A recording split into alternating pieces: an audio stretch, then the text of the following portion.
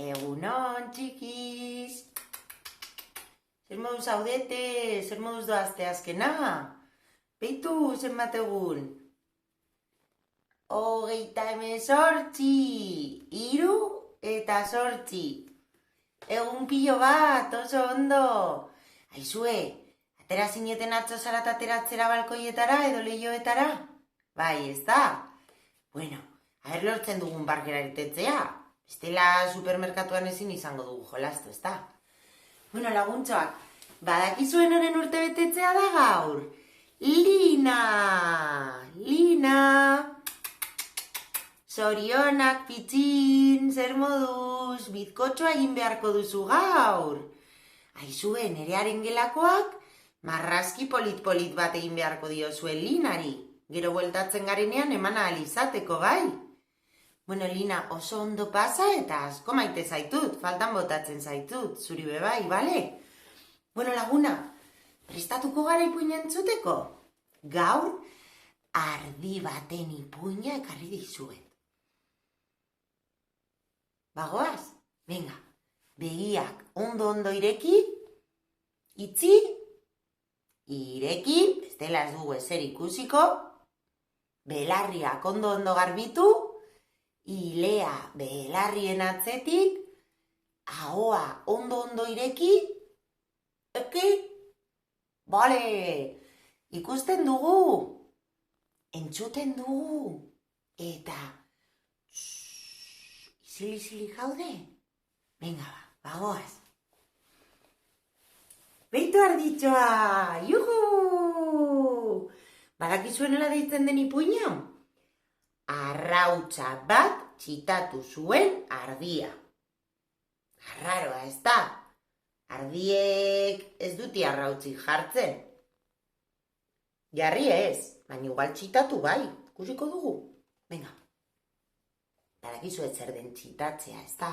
Da, beroa ematea arrautzari txoritxoa jaio ahal izateko. Hori egin dezakete, ez da? Ikusiko dugu. Hala! Beitu arditxoa! Baineran dago, bainu gozo bat hartzen. Beitu ze dotore. Hemen hilea lehortzen, beitu, ikusten duzuen? Hala! Beitu, hau da kalparluze. Kalparluze arditxo bat da. Eta asko zaintzen du bere hilea. Hile leuna gozoa eta luzea dauka. Eta ez dauka inongo korapillorik, beste arditxoak bezala. Arditxoak egunero pillo bat zaintzen zuen bere hilea. Eta prest eta dotore zegoenean, asko gustatzen zitzaion, baserritik paseitoak ematea. Ardi guztiak eta txakurra berari begira gelditzen ziren. Uau, ze dotore, ze polita den! Eta kalparluze arro sentitzen zen, eta oso gustora, bazekielako gainontzeko guztiak berari begira zeudela. Baina uda heldu zen, eta udarekin batera, bero pillo bat. Eta orduan, hilea moztu behar izan zieten arditxo guztiei. Kalparluzek ez zuen nahi, baino txakurrak esan zion. Baietz, kalparluze, dotore egongo zara, eta horrela, fresko ere egongo zara. Baino kalparluzeri beldurra ematen zitzaion bere hilea galtzea. Kalparluzeri ez zitzaion bat ere gustatu bere look berria. Bai. Eta oso barregarria sentitzen zen besteen aurrean. Ez zegoen bat ere gustora. Berak oso gustokoa zuen bere hilea. Orduan alde egin zuen, eta oso urrun joan zen. Orduan ezeri egin zen belarrean. Eta denbora pillo bat egon zen han itxoiten. Ea bere hilea berriz ere hasten zen. Pizkanaka, hilea, luzatu egin zitzaion. Baina ez lehen bezala. Oraingo honetan, bere ilea korapioz beteta zegoen, ja ez zen leuna, eta beitu handia ematen zuen, nahazte horraztea zen, ile mordoilo bat. Zen nazka, ez zait bat ere gustatzen nire ilea.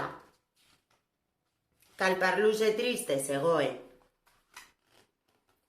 Egun batean, belardian etzanda zegoela, arrautz bat, puf, erori zitzaion buruan, baina horren beste hile zeukan, ezala ez da konturatu. Beitu arrautza arditxoaren gainean. Zuaitzetik erori zen, abitik erori eginda arrautza. Gaua, haizea, euria, baina arrautzak hor jarraitzen zuen, oso gustora gainera. Eta egun batean, txoritxo bat atera zen arrautzetik. Piu, piu, piu, piu, piu, piu, piu, piu, piu. Arditxoa, ispilura begiratu eta txundituta geratu zen.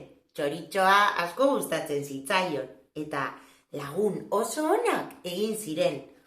Txoritxoa oso gustora zegoen berarekin batera. Eta arditxoaren hileak bero ematen zion. Beitu nun gordetzen den txoritxoa. Jolasten zuten elkarrekin, eta poliki txoritxoa gero eta indartsuago bihurtu zen, eta egan egiten hasi zen. Berriz ere uda heldu zen, eta Kalparlusek bero izugarria zeukan. Jolin, berriz ere moztu beharko dut hilea, esan zuen Kalparlusek. Beitu txoritxoa buruaren gainean. Orduan berriz ere bueltatu behar zela erabaki zuen Kalparlusek. Agur, esan zioten elkarri? Agur txoritxo, ondo pasa, etorri beste egun batean. Agur arditxo, bai, bueltatuko nahi zurekin.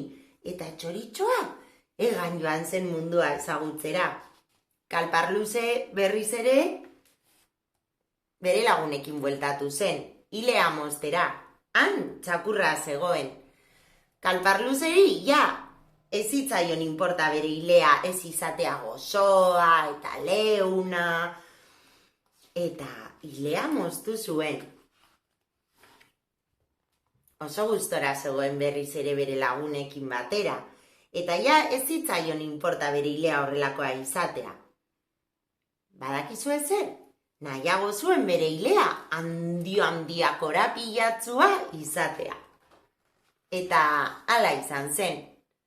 Beitu zelako hile politoa. Eta txoritxo guztiak daude bere inguruan, asko gustatzen zitzaielako bere hiletxoa.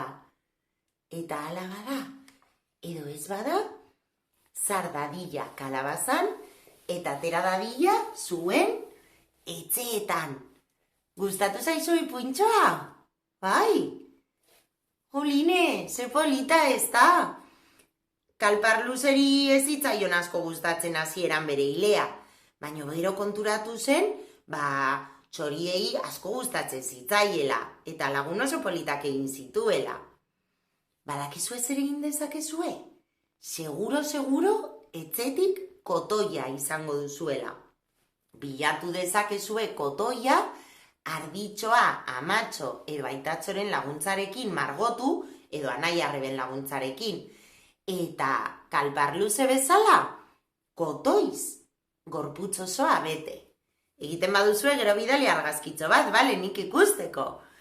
Bueno, laguntzoak, bihar berriz ere gongo gara, ia 40 egun etxean.